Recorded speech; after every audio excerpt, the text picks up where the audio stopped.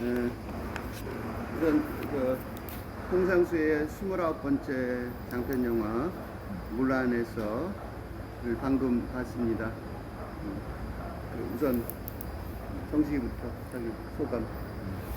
예. 원래 안 보려고 했었는데 스케줄이 안 맞아서 이제 12일 날 개봉하고 그 주에 이제 못 보면은 못 본다고 생각해서 포기하고 있었는데 어쩌다 다시 시간이 맞아서 다음 주인 오늘 18일 날 이렇게 보게 됐는데 안 봤으면 정말 큰일 날 뻔했다고 생각이 들었습니다. 네, 워낙 너무 평이 안 좋으니까, 그리고 뭔가 그래서 보기가 좀 힘들겠다라고 생각을 했는데 매우 실험적인 영화라고도 하고, 네. 보니까 전혀 실험적이지 않은 것 같고, 사실 상을 못 받았다는 이유로 그냥 좀 평가가 절하된 게 아닌가 라는 생각이 들었습니다. 또 여기까지. 저는 이게 걱정을 많이 했거든요. 이게 눈으로 사실 인간이 제일 많이 의존하는 감각이 시각인데, 그거를 이렇게 뿔을 뿌옇게 보여준다고 하니까 그럼 나는 이제 어디다 초점을 두고 보지? 이런 생각 때문에 좀 걱정했었는데, 막상 가서 보니까 그 시각이 없어도 오히려 그게 없어서 더 내 머릿속으로 상상하는 게 많아지는 영화였고, 실험적이라고 그런 말이 많이 있어서 그게 더 오히려 걱정을 많이 불러일으켰었는데, 아니 내가 직접 보니까 나 1시간 동안 너무 바쁘게 참 잘 보고 있었는데 이게 왜 실험적일까 하는 그런 의문이 오히려 생기는, 너무 잘 봤어요. 나는 그런 생각이 들어요. 최근에 그 스필버그 감독의 그 파벨만스라는 영화가 나왔어요. 그거하고 온갖 언론에, 특히 한국 언론에 대단한 걸작이고, 스필버그는 이런 영화도 만들고 저런 영화 만들고 이런 영화 만드는데, 그 위대한 영화의 업적의 시작점에 이렇게 시작됐다. 파벨만스가 바로 그런 영화다. 난 그 영화 안 봤어요, 근데. 왜냐? 너무 스테레오타입 뻔하잖아요. 너무 영화 그 대중적 영화를 찍는 분이기도 하지만, 그 대중적 영화를 찍는 사람이 어떻게 영화의 매력에 빠졌고, 영화가 어떻게 그걸 기록을 하게 됐고, 그래서 그 영화의 매력에 빠져서 이런 영화를 시작했다. 그리고 스필버그의 그 영화에 나 보지 않은 줄거리만 보더라도 영화가 최초의 단편 영화 하나 찍는 걸로 끝난다 그러더라고요. 그거와 비교를 할 때 딱 정확하게 이 영화가 비교가 되는데, 이 영화가 홍상수 감독이 이제 그 다른 학생들, 영화과 학생들이 영화를 단편 영화, 독립 영화를 처음 찍는 그런 장면을 보여주긴 하지만, 홍상수 감독의 파벨만스라고 볼 수 있어요. 그러면 그 두 개를 비교를 딱 대놓고, 정확하게 딱 대놓고 한다면 어떤 영화가 더 위대하냐? 홍상수 감독의 이 물안에서가 훨씬 더 위대하다고 생각해요. 도대체 한국의 그 영화 비평하는 사람들은 무슨 생각을 하고 있는지 알 수가 없어요. 홍상수 감독이 지금 29번째 영화고, 그러면 홍상수 감독의 업적이 스필버그에, 물론 상업적으로는 그 사람이 성공을 했지만, 업적보다 우리가 뭐가 그렇게 모자란 건지, 그렇게 영화를 시작했던 그런 작업을 이렇게 이보다 더 솔직하고, 그 다음에 교육적으로 보여주기가 그렇게 항상 파벨만스를 보지 않은 이유는 자기 자랑일 게 분명했다고요. 어떻게 찍었는지를 가르쳐 줬을 리는 없어요. 다른 사람이 자기 영화를 찍은데 그 자기 영화 세계로 들어오는 입문을 해줬을 리가 없다고. 그럴 리가 없는 사람이라고 생각해요.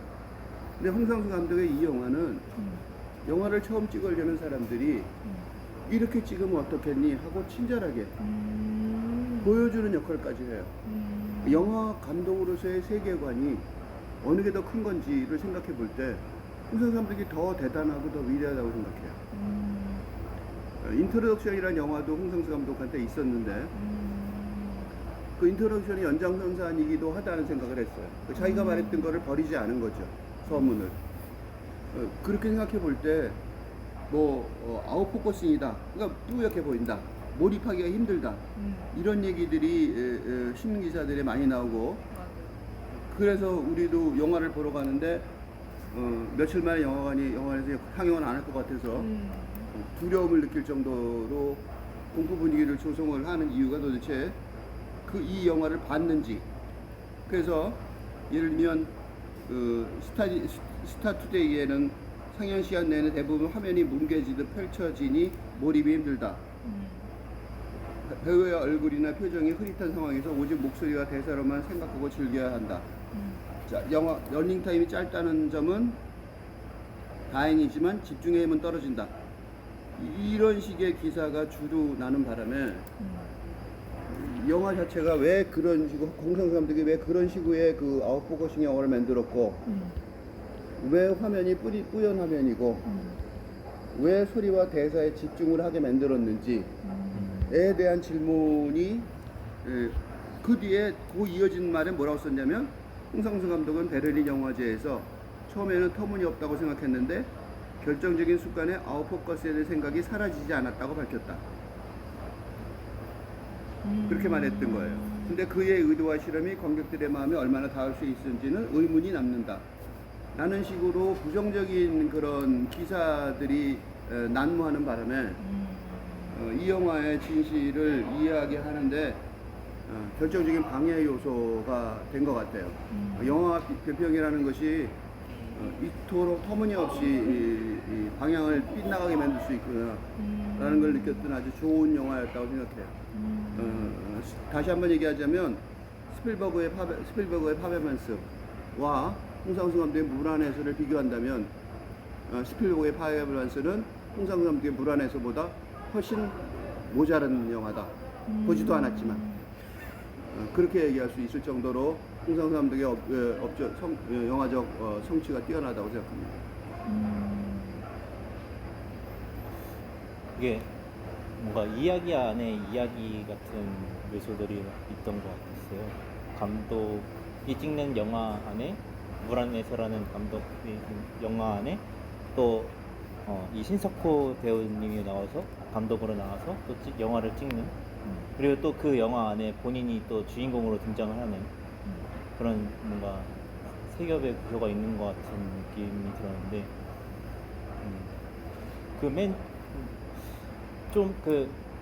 맨 안쪽에 그 이야기 그 신석호 그 배우가 만들려고 했던 영화에 대해서 단편 영화죠. 이제 쓰레기를 줍는 여자를 보고 감명을 받은 한 남자가 가서 말을 걸게 되는. 근데 그게 뭔가 바닷가에서 그렇게 청소를 하는 거니까 뭔가 물과 굉장히 연관이 있잖아요. 물 안을 뭔가 청소하는 사람 같은. 그걸 보고 또 중간에 그 신석호 감독이 이 영화를 어떻게 만들지라고 고민을 하면서 연못을 이제 바라보는 장면이 있는데 물고기들이 다니는 연못. 내가 정말 저 물고기가 된다면 연못 안에서는 정말 뿌옇게밖에 보이지 않겠구나. 뭔가 하나도 안 보이겠구나. 약간 그런 생각을 하면서 봤었는데 뭔가 그 신석호 감독이나 이제 홍상수 감독님도 비슷한 생각으로 아마 영화를 찍으려고 하지 않았을까. 이런 뿌옇게 보이는 시야를 최대한 걷어주는 역할을 하는 그런 스토리를 짜보고 싶다, 뭐 그런 생각? 그런 느낌으로 영화를 제작하지 않았을까. 그 연못 그 장면이 거의 딱 중간에 나오는데 물 속에 있고 물 속에 물고기가 있는 장면이 카메라를 보여서 그 찍혀서 우리한테 보이잖아요. 아웃포커스가 안 되는 유일한 장면이었어요. 왜냐면 아웃포커스로 보지만 물을 찍으니까 아웃포커스가 맞아요. 아닌 거죠. 가까이 보니까. 그러니까 그거는 아웃포커스가 될 수가 없는 거예요. 왜냐면 물 자체가 흔들리니까 아웃포커스가 돼 있으니까 그 아웃포커스가 돼 있는 물체를 볼 때는 아웃포커스로 찍었다고 해서 뚜렷하게 안 보이지 않는다는 거죠. 그게 굉장히 결정적인 그러니까 그 등장인물이 볼 때는 자기가 결정적인 그 인식의 전환이 있다는 걸 못 느끼겠지만 우리가 볼 때는 객관적인 제3자가 볼 때는 저 순간에 아니네라고 볼 수 있는 좋은 장면이라고 생각해요. 그러니까 지금 의도적으로 넣은 것 같아요. 그 물속에 들어간 장면, 사람이 물속에 들어간 장면은 없지만 그걸로 그 포커스가 거기서 그러니까 이 얘기가 소위 그 촬영 기법이라는 그 기술적인 기계적인 면에 있어서는 아웃포커스라고 어쩌고 뿌옇다 이거 초점이 흐리다 이렇지만 사실은 그 초점이 흐린 상황 속에서 초점이 흐린 얘기를 하면은 그 초점이 안 흐린 거죠. 말장난 같지만 그게 이제 물속에 있는 물고기를 카메라 갖다 들이댔을 때 아웃포커스 된 카메라를 들이댔을 때 아웃포커스가 아니라 포커스가 딱 맞은 그림이 나오는 거랑 마찬가지인 거죠. 그리고 그게 지금 얘기한 그 혼란 속의 질서 같은 거. 그러니까 혼란 속에 질서가 생기는 거죠. 굉장히 정확한 말이에요. 그럼 뭘 원이겠어요? 혼란 속의 질서를 찾고 있는 거죠. 예술이란 게 뭐겠어? 예술의 정의가 뭐예요? 우리가 생각하는 것의 정의, 예술은 둘째치고 생각하는 것의 정의가 뭐냐면 혼란 속의 질서를 찾는 거죠. 그냥 혼란 속에 아무렇게나 막 살아도 되는데 왜 우리가 영화를 보고 영화를 찍고 영화를 제작하고 영화를 생각하느냐고요. 더 넓게 예술을 생각하느냐고. 혼란 속의 질서를 찾으려고 그러는 거란 말이죠. 그 혼란 속의 질서 얘기 중에 조금 전에 한 얘기 중에 하나 더가 뭐냐면 극중국의 액자 양식이죠. 액자 양식이에요. 그러니까 예를 들면 그 영화 안에서 이 주인공 신석호가 감독이기도 하지만 배우이기도 하고 시나리오 작가이기도 하잖아요. 그러니까 한 사람이지만 사실은 영화를 그러니까 이게 노래로 중간에 끊어지는데 노래가 쫙 나오고 인트로덕션 제주도 장면이 나오고 노래가 쫙 나오고 밥 먹는 장면이 나오고 허술하게 밥 먹는 장면이 나오고 그리고 그 다음에 노래가 나올 때 다음까지는 그 사람이 시나리오예요. 작가예요. 시나리오 작가로 고민하는 거죠. 그러다가 그 시나리오 작가로 고민하는 순간에 끝부분 가서 옆에 있는 사람들이 춥다고 난리를 필 정도로 기다리게 만들고 고민하는 순간에 결정적인 순간에 그 플로깅이라고 그러죠. 산책하면서 쓰레기 줍는 그 플로깅하는 여자를 보고 뭔가 깨달아서 내려가는 장면까지가 시나리오 작가라면 그 다음에 노래가 또 나오고 그 다음에 등장했을 때는 갑자기 걸음이 빨라져서 빨리 걸어가라. 그리고 회먹자 그러고 셀레브레이션 하자는 거죠. 근데 그때부터는 뭐냐면 우리가 빨리 걸으니까 좋다. 해먹으니까 좋다. 그리고 회를 사준다는 거는 나는 감독이다 이거죠 이제. 내 말 들어라 이거죠. 회 사주니까. 그러니까 감독으로서 그때부터 되는 거죠. 그죠? 그 다음에 마지막에 또래가 나올 때는 그 다음에 이제 배우인 거죠. 배우로서 이제 그 자기가 말했던 고뇌를 이제 현실에 진짜로 적용해서 되는 거죠. 그러니까 그 한 사람도 사람은 한 사람이지만 그 사람이 뭘 하려고 그러면 이 영화를 그러니까 그래서 유심히 봤더니 촬영도 황상수 감독이 했더라고요. 맞아. 그러니까 촬영도 했다고요. 그러니까 감독이면서 촬영한 거예요. 그러니까 무슨 소리냐면 한 사람의 역할이 하나가 아닌 거죠. 그러니까 이제 이 평론가들이 아웃포커스라고 말한 거는 내가 왜 그렇게 조금 전에 극렬하게 비판을 했냐면 그건 촬영 기사가 따로 있다고 생각한 거예요. 촬영 기사가 따로 있으니까 너 아웃포커스를 한 그 감독의 의도가 뭐냐 이렇게 물어본 거죠. 근데 이 영화를 보면은 촬영하고 편집하고 감독하고 다 홍상수 감독이 한 거예요. 그럼 그렇게 아웃포커스를 갖고 물어보면 안 되는 거죠. 그러니까 틀렸다는 거예요. 이전에 한국의 평론이 틀렸다는 거죠. 엉터리예요. 그 두 개가 그 사람이 다 다르면 감독이 촬영 감독한테 너 아웃포커스를 찍어 그랬으면 감독이 굳이 아웃포커스군 이건 뭐냐 이렇게 물어볼 수 있지만 그걸 다 같이 한 사람이 했다면 그리고 그 한 역할이 한 사람한테 다 같이 있는 거잖아요 지금. 그 영화로도 딱 뚜렷하게 보여준 거예요. 시나리오 작가이면서 감독이면서 배우였다고. 그 역할이 롤이 다 다르지만 기능처럼 롤이 아닌 거죠. 고정된 롤이 아닌 거예요. 그러니까 우리 한국 비평이 틀린 게 그거를 고정된 역할로 보는 거죠. 감독인데 너 감히 어떻게 그렇게 하냐. 촬영 감독한테 어떻게 시키냐. 상황이 따로 있는 것을 생각하는 거예요. 근데 황상수 감독은 감독의 기능을 시나리오 작가의 기능을 하고 동시에 감독의 기능을 하고 그리고 감독하면서도 어떻게 하냐면 시나리오 작가로 어떻게 써야 되는지 설명해 주고 있잖아. 촬영 도중에. 그리고 배우랑 촬영하는 사람 따로 있는 것처럼 거긴 따로 있죠. 처음이었으니까. 그렇지만 촬영하는 사람들한테 설명해주는 시나리오 작가 역할도 동시에 한단 말이죠. 그리고 그때 뭐라 그러냐면 그 설명할 때 배우로서 자기가 왜 들어가는지에 대해서까지 설명을 해요. 그러니까 그 순간은 그 설명하는 마지막 마지막 그 결정적인 그 촬영 직전에 노래 나오기 직전에 그 결정적인 장면은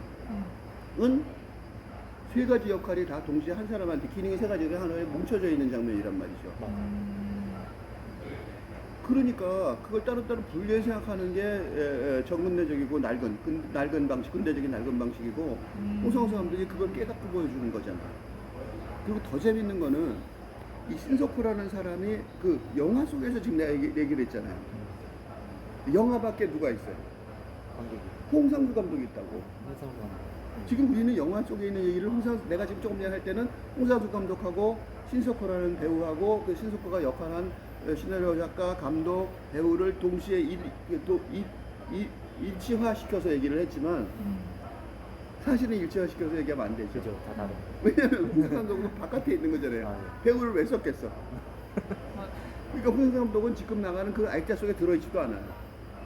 그러니까 큰 액자가 하나가 있는데 그 액자가 몇 가지 구분이 되어 있는 작은 액자들이 쭉 있는데 그 액자 바깥에 홍상수 감독이 있는 거예요. 그러니까 액자가 더 큰 액자가 하나 더 있는 거죠. 근데 한국의 비평가들은 그 서관에 있는 신석구 감독의 액자도 제대로 해석을 못한 거예요. 그리고 그 밖에 있는 홍상수 감독의 액자를 어떻게 해석을 하냐고. 그래서 외국 사람들은 최소한도 그거는 해요. 근데 외국 사람들의 평을 보면 이거는 이제 정유진 기자의 그 마지막 그 기사의 맨 마지막 부분에 쓴 건데 외신 매체들은 그리고 마지막 부분에 물 안에서는 창조적인 과정에 대한 승리의 손가다. 홍상수 감독은 여전히 그 힘이 절정에 있지만 그가 왜 그리고 어떤 경로로 여기에 도달하게 됐는지를 돌아보는 것. 이게 파라만스죠. 은 언제나 영원의 좋은 음식이 될 것이다. 무비 메이커가 그랬고 물 안에서는 지난 수년간 만들어진 홍상수 감독의 영화 중 가장 대담한 영화면서 동시에 가장 예상치 못한 개인적 영화다. 이거 파벨만스의 자서전적인 영화라는 거죠. 홍상수 감독의 영화를 만든다는 것은 불가능의 영역을 포착하는 기회가 되는 것이다 라고 말을 했어요. 그러니까 분명히 다른 외국의 평가하는 사람들은 분명히 이 홍상수 감독의 차원에서 홍상수 감독의 글을 마음을 읽어주려고 노력을 하고 있는 거죠. 근데 그게 뚜렷하게 드러나는 게 김민희의 목소리예요. 말레이시아에 있다는 예대인 김민희죠. 노래 부르는 건 김민희예요. 근데 나중에 그 자막을 봤어요. 그 처음에 자막이라. 근데 김민희가 스틸 그리고 노래 목소리 이런 게 나오더라고요.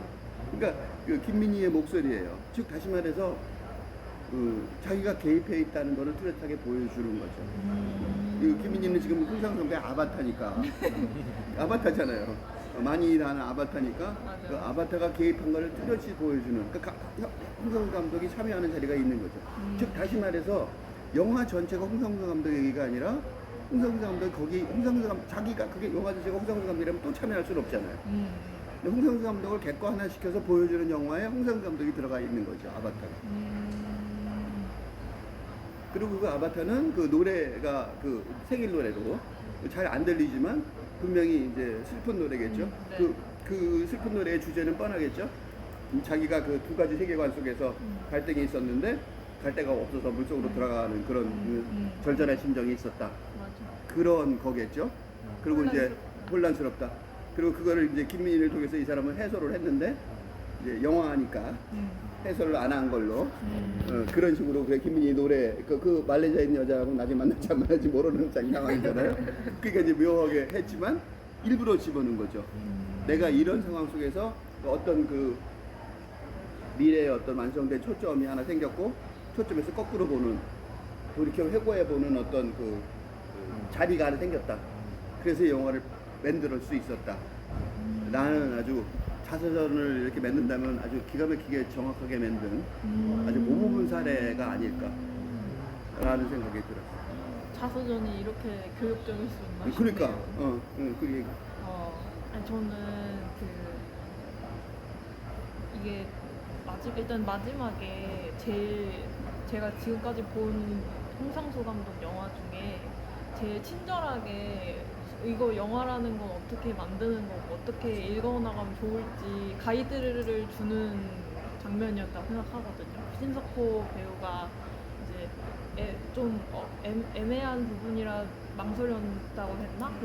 그러다가 이제 그래도 설명해야 될 것 같아서 지금 한다고 하면서 쭉 설명해 줬을 때 그거 들으면서 아, 나 저렇게 나도 이제 그거를 진짜 들으면서 이미 듣는 순간에 제가 학생이 돼서 그거를 배우듯이 듣고 있는 거예요. 그러고 나중에 이제 다시 돌이켜 보니까 그래서 신석호 배우가 맡은 그 역할이 그렇게 이 세 명의 배우 중에서 리더 역할로 나올 수 있는 이유가 저렇게 그거를 내가 애매모호하다고 할 수 있는 거를 이렇게 설명해낼 수 있는 그런 능력 그거를 이렇게 보여주는 게 다 떠오르더라고 처음부터.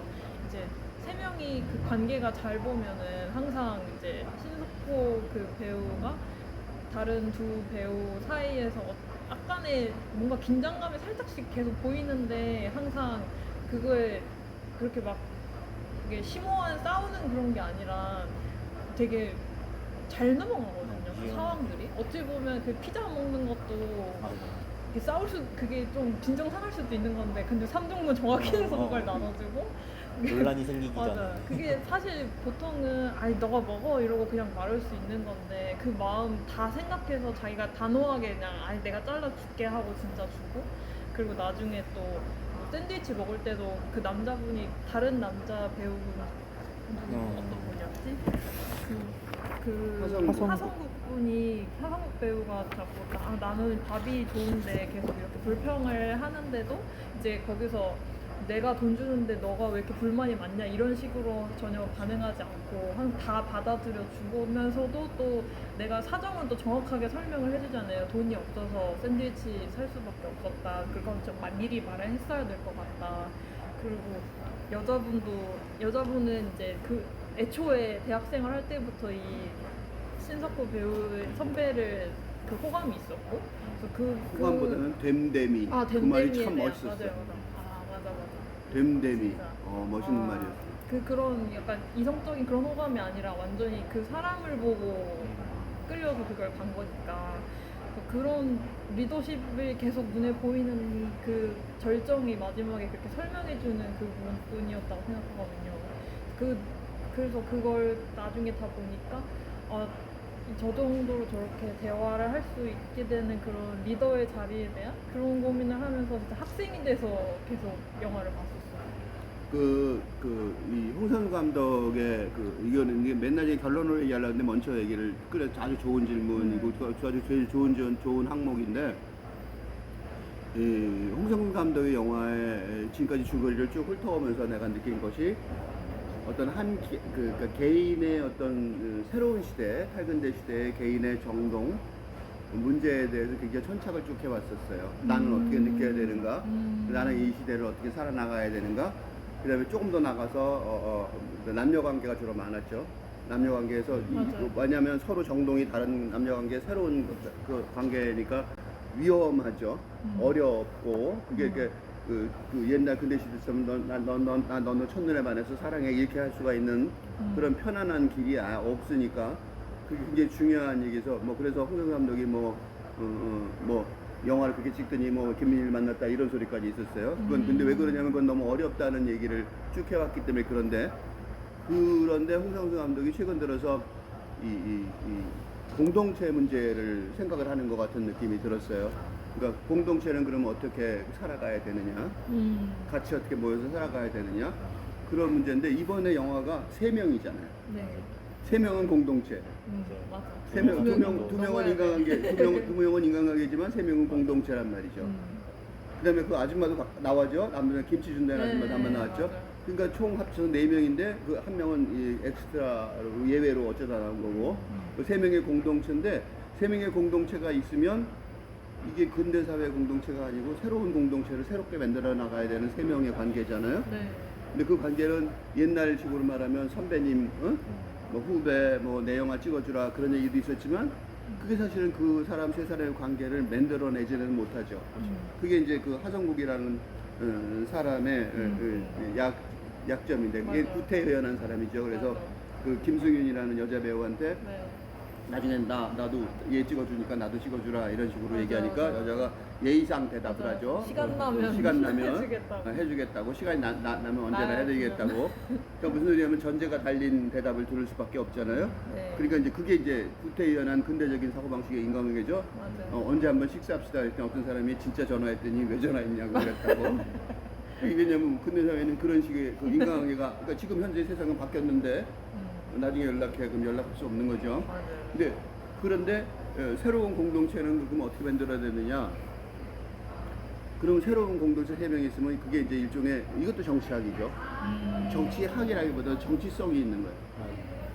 공동체를 까지 운영해가는 정치성이 있는데 그 정치성을 다루는 핵심적인 용어가 헤게모니라고 볼 수 있어요.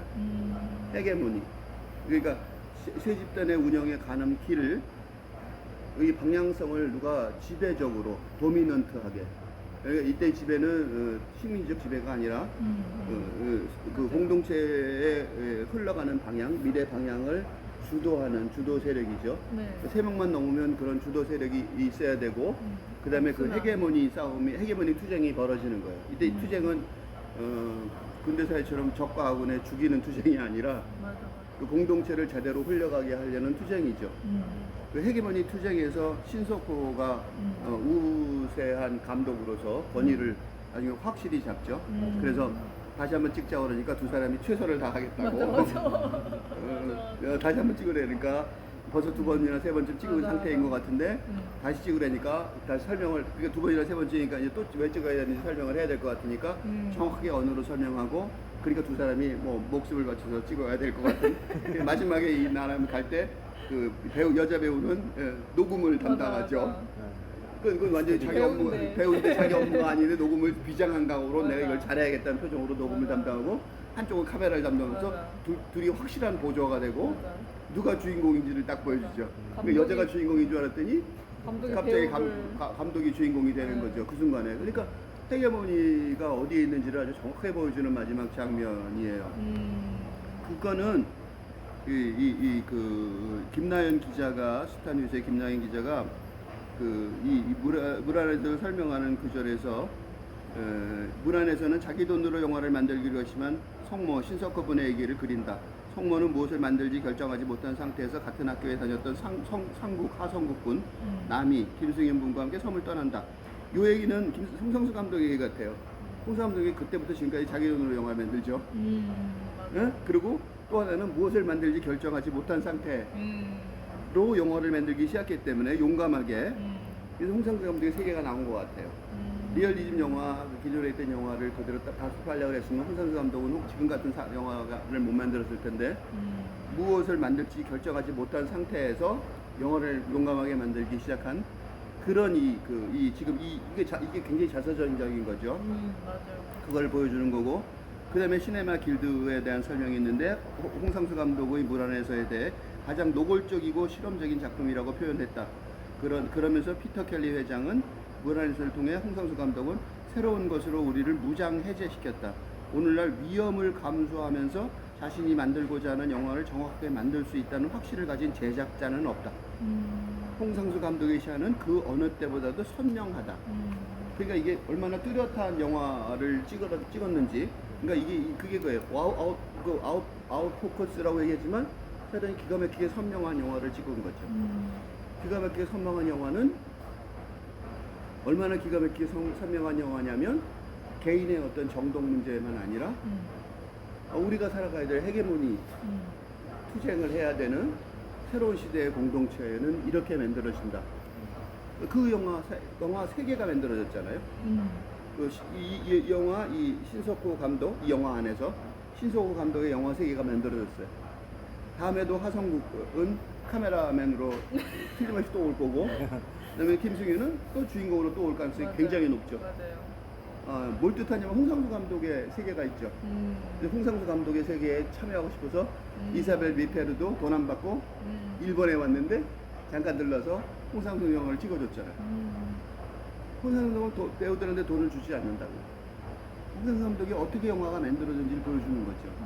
그러니까 이 영화는 영화를 찍는 것에 관한 교과서이기도 하지만 어떻게 영화를 찍는다.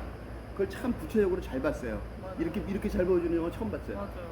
독립영화 어떻게 찍는하고 정확하게 보여주는 영화 처음 봤고, 더 중요한 거는 홍상수 감독의 영화를 어떻게 찍는다를 보여준 거죠. 그러니까 홍상수 감독이 얼마나 자신감이 만만해졌냐면, 자신감이 너무너무 만만해진 거예요. 그래서 이렇게 찍는다고 너 찍고 싶으냐? 나처럼 찍고 싶으냐? 이렇게 찍으면 돼. 라고 말하는 것 같았어요. 그러니까 얼마나 멋진 영화인지 너무 통쾌했어요. 너무 통쾌해갖고 사람들의 평가하고 정반하게 굉장히 통쾌한 영화라고 생각이 들었어요. 그 자신감이 마지막에 이제 영화 끝날 때 원래 옛날에는 노래 틀어주면서 끝냈었잖아요. 자막 나오고 이제 마지막에 빰 하고 까맣게 그냥 땅 하고 끝났는데 완전히 여기까지 이러고 맞아, 이렇게 맞아. 호쾌하게 그냥. 그리고 맞아. 더 재밌는 거는 그 크레딧이 나오는데 크레딧을 뿌옇게 할 맞아, 필요가 맞아. 없잖아요. 그때 크레딧까지 뿌옇했다고. 맞아. 그 어쩔래 이런 거죠. 맞아. 근데 더 놀라운 거는요. 내가 홍상수 감독 영화를 쭉 따라오면서 제일 그 마음에 걸렸던 게 이 배우들이 이 말을 할 때, 대사를 할 때 그 대사하는 그 말과 그 사람이 딱 안 달라붙는 느낌? 그러니까 무슨 소리냐면, 우리가 이게 말을 하잖아요. 뭐 사랑의 고백을 하든지 무슨 말을 할 때 가짜인 것 같은 느낌도 있을 수 있잖아요. 말이 이렇게 내 입에서 말이 나오긴 하는데 완전히 달라붙지 않는 내가 아닌, 자기가 자기도 그런 상황이 있을 거예요. 연기하는 느낌. 그러니까 연기하는 느낌, 그런 느낌이 들 텐데, 이번 영화를 보면서 느낀 게 모든 대사들이 짝짝 달라붙는, 어쩜 그렇게 짝짝 달라붙지, 그런 느낌이 들었어요. 그러니까 그 뿌연 화면이 맞아. 신경이 안 쓰이는 거예요. 왜냐면 맞아. 대사가 너무 짝짝 달라붙으니까 그 대사 자체가 중요하니까. 그러니까 맞아. 내가 지금 그 대본을 보고 하나하나 읽고 싶어요. 맞아. 그것들을 다시 한번 대본을 보고서 하나하나 분석해보고 싶을 정도로 말들이 짝짝 달라붙어요, 그 상황에. 얼마나 그렇게 짝짝 달라붙겠으면 그게 쉬운 일이 아닐 거예요. 그죠. 본인 얘기할 때도 그게 짝짝 달라붙게 말하기가 어려울 텐데, 그거를 감독이 써서, 그리고 감독이 배우한테 가르쳐줘서 배우가 한 말이잖아. 근데 그게 짝짝 달라붙는다. 그거는 보통이 넘는 거죠.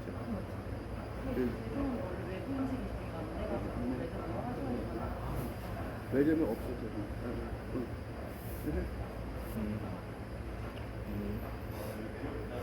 그럼 잠깐 끊고 매점에 가서 사와 먹어. 네. 잠깐. 하자. 그럽시다. 안 껐어 나. 저도 그냥 다시 한번. 해.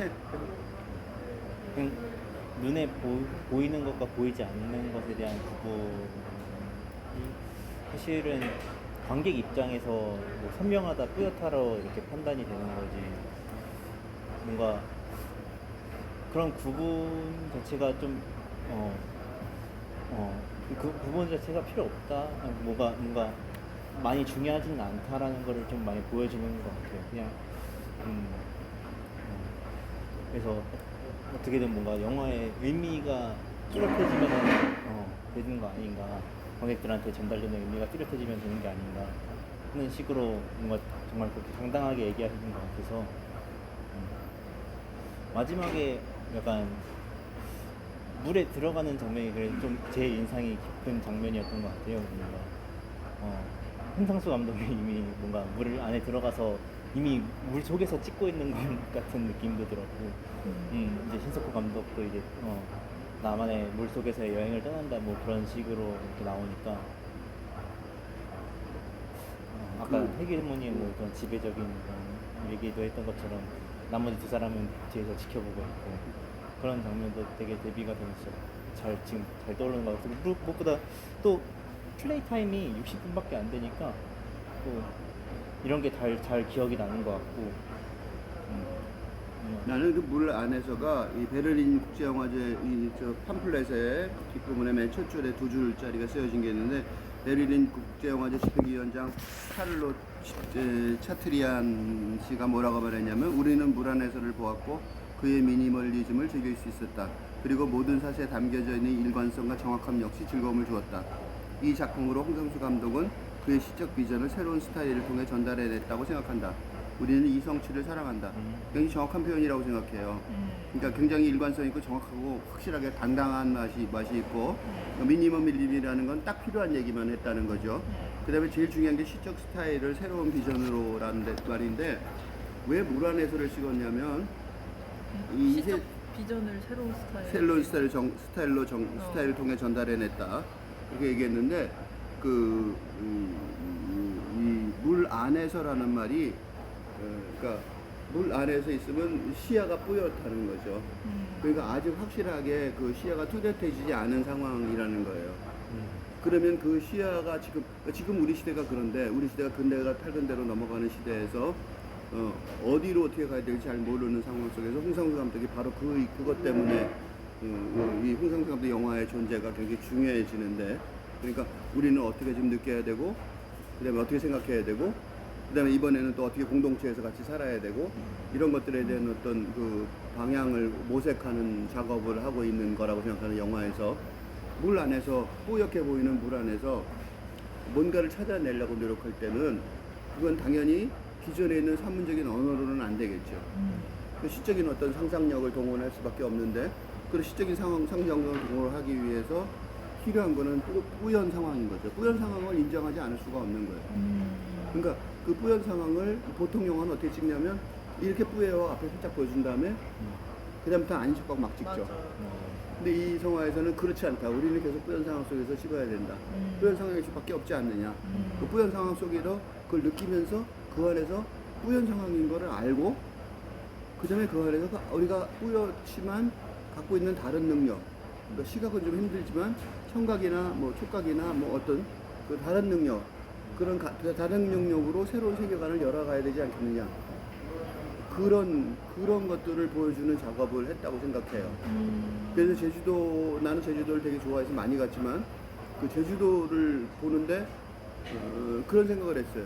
내가 저 제주도 해변을 저렇게 뿌옇게 안 보이고 제대로 딱 맑게 보였을 때 더 아름다웠던가 별로 그렇지 않았던 것 같아요. 쓰레기 꼭 얘기를 안 하더라도 어떤 경치가 굉장히 뚜렷하고 맑게 보였을 때 그때 과연 더 아름다운지 아닌지에 대해서는 의문이 드는 거죠. 그러니까 어떻게 보느냐가 다른 거죠. 어떤 시적 비전으로 보느냐에 따라서 달라진다는 거죠. 그 아까 그 홍상수 감독, 신석구 감독이 마지막에 고백을 할 때 두세 개를 얘기하잖아요. 해변에서 놀고 있는 그 삶의 환희를 즐기는 그 자본주의 세계. 땅 위랑 땅 아래. 그렇죠. 그 땅 아래로 들어가고 싶다 그러잖아요. 네. 그러니까 무슨 소리냐면 자본주의 세계는 못 받아들이겠고 그러니까 그거는 그 세계는 못 받아들이겠고 자기는 그 중간에 있고 그죠? 그 안에 들어가고 싶다는 거잖아요. 그리고 실질적으로 그 안에 들어가고 그러니까 다시 말해서 자기는 그렇게 뿌연한 물 안에 속에 있는 거랑 마찬가지 뿌연 상태에 있다는 거고 거기에 갈 길을 몰라서 자기는 방황해서 뭐 물속에서 여자를 따라다니고 어떻게든지 그 사람한테 뭔가 해결책이 있는 것처럼 보고 그 다음에 나도 이제 막 거의 뭐 죽고 싶은 마음이 있었고 그래서 물속에 들어가서 지금 죽는 장면을 진짜로 찍잖아요. 그러니까 나는 갈 길이 없다. 그러니까 앵박스 난경의 확실한 표현이죠. 네. 그러니까 난경을 확실히 아는 자가 리더라는 거죠. 지금 시대 리더라는. 물에서는 또 육지처럼 뭐 언덕 위나 언덕 아래 같은 구분이 또 없으니까 그렇죠. 계급도 없고 그죠? 그냥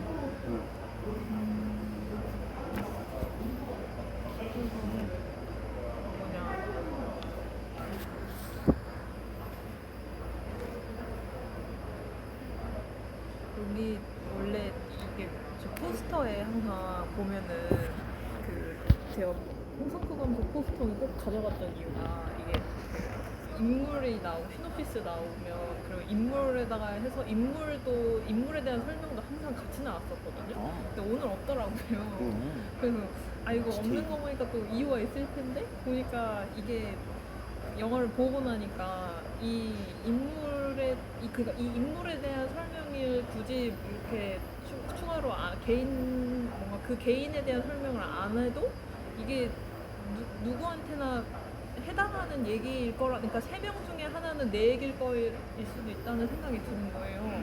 그러니까 누구나 공감할 수 있는 그런 부분이 다 담겨 있는 캐릭터라 굳이 말로 안 해도 되지 않았을까 하는 생각이 들 정도로. 그만큼 당당한 거. 네. 그것도 당당한 것 같아. 그러니까 굳이 인물도 설명해서 이 사람 어떤 사람이고 이런 설명할 필요도 없고 그냥 다 그냥 보면 알아요. 이런 거죠. 그 정도에 대해 당당함이 있는 것 같아. 진짜. 거의 다 얘기 다 한 것 같은데. 맞아요. 또 마지막으로 뭐 아니 마지막은 아니겠지만 일단 너 마지막으로 자연 같은 게 계속 들려오는 것 같아요. 뭐 자연이나 도시 소리도 그렇고 오토바이 소리가 너무 많이 들리긴 했는데 그래도 새 소리가 계속 났던 거를 뭔가 그게 굉장히 선명하게 들리니까 그러니까. 그래서 참 좋네. 일단 그냥 막 좋네라는 생각을 했던 것 같아요. 그리고 저 그 장소도 알아봤잖아요. 제주도를 하도 많이 가서 봤는데 저 바다가 많이 익숙한데 계속 보니까 그 뭐지 함덕해변 거기더라고요. 그 정확히 안 이유가 이게 바다를 봐서가 아니라 그 도로에 있는 이렇게 컬러풀하게 이렇게 칠해놓은 그 벽이 있거든요. 맞아. 도로랑 해변이랑 딱 구분하는. 그거 보고 알았어요. 저거 함덕해변에 있는 건데 그러면서 보는데. 거기 다 쭈그려서 앉아서 있지 않아요? 아니 그 장면이. 그 도로랑 해변이랑 가는 그런 이렇게 시멘트 벽에다가 예쁘게 칠해놓은 그런 게 있거든요.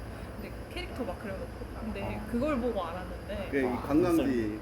진짜 관광지고 제일 유명한 바다 중에 하나라고 볼 수 있는 곳을 이 영화에서는 제일 그 유명한 관광 자본주의의 그 관광지를 그렇게 뿌옇게 보여주면서 전혀 다른 시각으로 이제 보게 되니까 그게 너무 더 그걸 알아보는 순간부터 더 막 색다른 거 있죠. 그래가지고 재밌었어요. 그러니까 그 관광지에 갔는데 이 세 사람은 그 관광지하고 상관없는 거기랑 별개로 노는 거죠. 별개로 노는 거죠. 관광하는 게 아니라 네.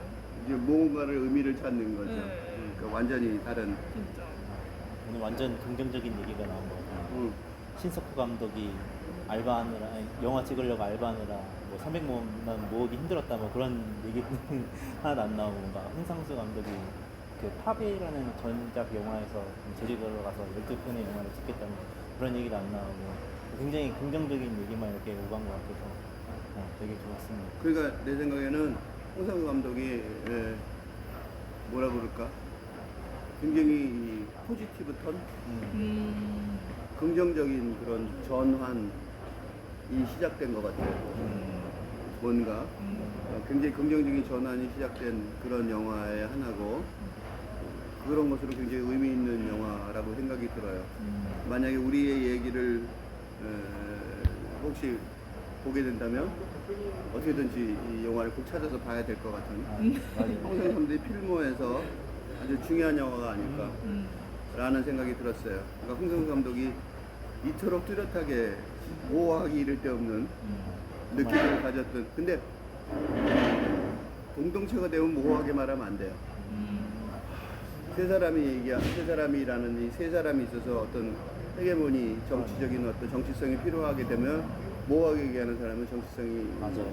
발휘할 수가 없죠. 두 사람이 있을 땐 모호하게 얘기해. 두 사람이 있을 때는 뉘앙스도 필요하고 모호하게 얘기하는 것도 괜찮지만 세 사람의 관계라는 그 관계 안에 세 명이 있으면 6가지, 3팩토리얼이니까 6가지 인간관계가 형성이 되는데 그 중에서도 이제 세 사람이 공유하는 그런 정치성의 영역에 있어서는 모호한 얘기가 안 통하는 상황인데 그래서 내가 홍상수 감독이 과연 그런 영역은 다른 거죠. 홍상수 감독이 지금까지 쭉 해온 영화 세계하고는 다른 어떤 그 성취가 필요한 건데 그런 예술적 성취가 가능할 것인지 내가 지난번에도 회의를 표현한 적이 있는데 그거에 대한 아주 그 정확한 답변을 한 것 같고